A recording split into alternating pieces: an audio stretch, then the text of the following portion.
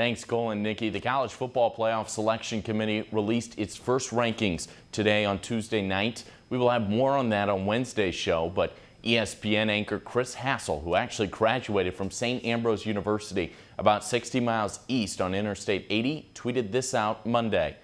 It states that a college football expert told him that she thinks Iowa might be the biggest surprise of Tuesday night's rankings. A good or bad surprise? Who knows? But head coach Kirk Ferentz could care less about the rankings, as he has expressed that multiple times. But Taylor Brooks met up with the head coach this afternoon to check in on how the Hawks are feeling going into Week 10. The month of October is over, and the Iowa football team is looking ahead to a long November stretch of Big Ten play. But it all starts at Indiana on Saturday. The Hoosiers are 0-4 in Big Ten play, but despite their record, they have taken high-caliber teams to the very end. All you have to do is look at them in the Big Ten right now. They played Ohio State in their opening game and finished with 1st and goal down on the 6-yard line with a chance to tie the game, score and tie the game. Came up a little bit short there, but that was one heck of a football game. And then most recently, before their bye, it was 28-26 with Michigan State. On the injury front, running back Jordan Canzeri is making progress, as well as right tackle Ike Bodiger. But Kirk Ferentz is adamant that they won't be seeing playing time this week.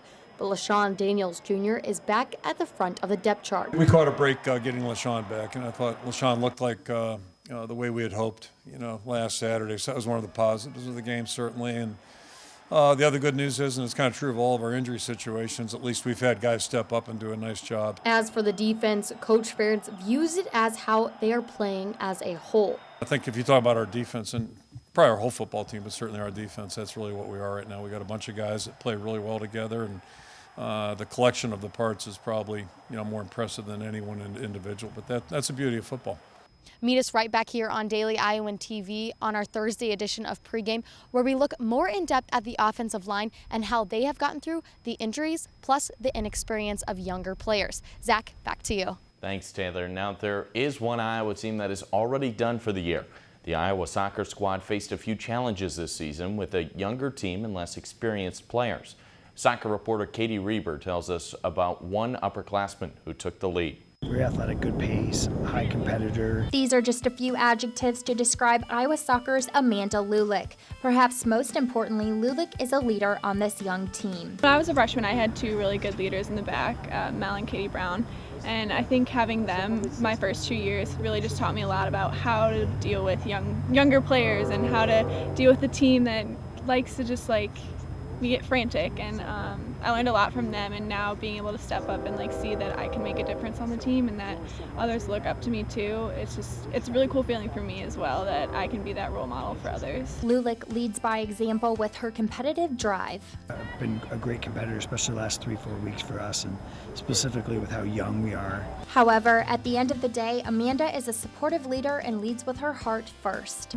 A lot of times, I know me personally still, if you make a mistake, you get really frantic and you're just oh my gosh, I need to do better next time. So a lot of times it's just relax, take a breath, get the next one. We're here for you, we're supporting you through it. You're gonna be fine. I think the other part is, everyone just wants to do well, for her, and she wants everybody's best, has everybody's best interest in mind, because she's so caring and just a great leader for our team. Despite a losing record this season, Lulick and the other leaders on the team have kept the team's energy up. I think a lot of it is for us upperclassmen to stay positive and to keep our energy up personally. It rubs off on everyone else, and if they can look to their leaders and look to the older girls and see they're still in it, they still got the energy, then they're gonna be I can too, we can do this. This has been Katie Reber, Daily Iowan TV Sports. Despite ending the season 1-9-1 in conference play and 7-10-1 overall, this team took the season as a learning experience and has a positive outlook on the future. And that will do it for myself, Taylor, and Katie on this Tuesday night. But check us out on Wednesday, where the Iowa track and field team gets serious about their off-season preparations. Cole and Nikki, back to you.